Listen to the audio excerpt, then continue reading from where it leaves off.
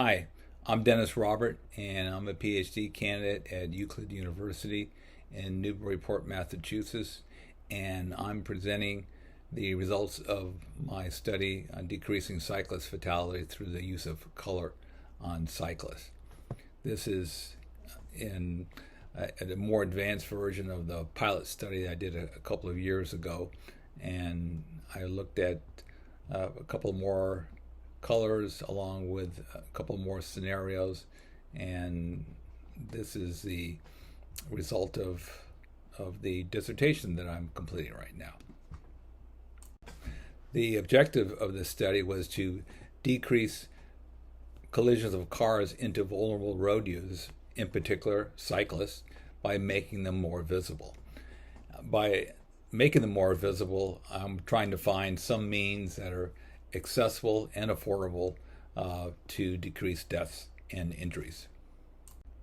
Around the world every year, we have 1.35 million people that are killed worldwide. 93% of them are from low and middle income countries.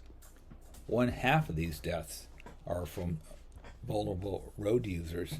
73% are male, and one half are between the ages of 15 and 44 years of age, which are primary working age of most families. Now, for many people, bicycles are an essential means of travel, getting to work, picking up groceries. This is something that's very common in lower and middle income countries, whereas in a higher income country, sometimes it's nice to do, but not always a requirement. Many surviving family members of traffic fatalities in these countries have found decreased earnings when a family member is killed. So it has a very significant impact on the families, and besides just the loss. But in terms of gross national product in these countries, 1 to 2% of the gross national product of developing countries are decreased because of this burden of traffic fatalities. And what causes a lot of these traffic fatalities is what they call a look but fail to see. A driver will be going down the road, and he will or she will hit a cyclist and will say, I never saw the cyclist, to the last minute. This is often known as the look but failed to see. And what is happening there is someone will be going down the road, they're focusing straight ahead, and especially if they have a mindset they're not looking at or looking for cyclists on the road, they may not be thinking that they could be sharing the road with them. Now, in some of the studies in the past, it tended to show that this intense focus on the road was at the expense of the peripheral vision of the driver in the car. But some of the more recent research has shown that the peripheral vision of the driver is actually very active. And what I am trying to do is I'm trying to see if there's some way you can stimulate that peripheral vision through the use of color, but that would allow the car driver to say, "Oh, gee, there's something out there. Maybe I should slow down or take care a little bit more." So what I've done is I've put together a study viewing cyclists from the rear, from the front, at an intersection, and then when a car driver is leaving out of a little side street or driveway and looking to the left to see whether the road is clear. I did my study in a industrial area to minimize the distraction, and the speed of the vehicle of the car was 50 kilometers an hour. And what I looked at in terms of colors is I looked at fluorescent, street clothes, white, red, and black. So I had a driver with a GoPro camera in a car approaching the cyclist from the scenarios that I just mentioned, in the different with the cyclists wearing the different colors that I just mentioned, and so I had a total of 20 sequences, 20 different videos, which I all put into a reaction test.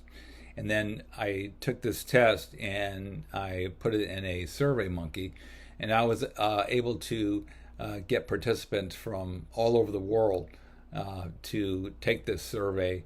They would look at the video, they'd stop it when they thought they saw a cyclist, and then they would the time would be recorded, and then I was able to compile all these times, which would be the reaction, how long it took for them to see that cyclist in that particular scenario with that particular color.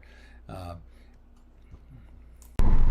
right, so here's an example of one of the videos that was used. It would be a video approaching a cyclist from the rear wearing street clothes.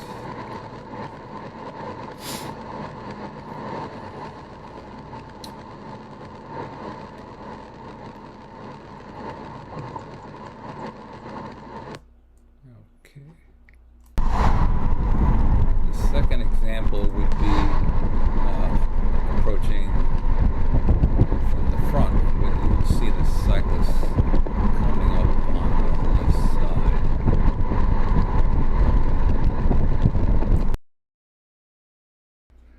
Okay, so as a result of all the people taking the survey monkey, I was able to take all the data and compile the different reaction times based on color and the way that the car approached the cyclist. And as you can see here, in the first three, approaching the front at an intersection and from the rear, white came ahead, and when coming out of a side street, fluorescent came ahead. But still, white was third. It wasn't totally last. So, I mean, it tends to indicate that, there's a possibility that white might be an overall good color to use if you wanted to wear one that would fit the most scenarios. Now, in conclusion, I was able to show that color could be used to aid car drivers see cyclists better. But a lot of other studies have shown the same thing. What I wanted to be able to do is look at some more common colors that are out there, and as a result, fluorescent white did yield the shortest driver reaction times. And like I said earlier, if you were to choose the color that would probably fit 3/4 of the scenarios, white might be used as the best single color to be used to increase visibility. In terms of real-world application, the color white could be easily and cheaply acquired probably in most areas and used for visibility. Other colors potentially could be used also if for some reason there are different cultural or economic requirements in an area that white could not be used. You might want to look at some of the other colors that did well in the study, and so what I would like to see done is for the colors that did the best, especially the white, could be promoted in safety organizations and other types of cultural settings and in different societies that have a lot of influence to help people survive better on the road. That's the end of my presentation. Feel free to send me an email or give me a call if you have any more questions about my study. Thanks.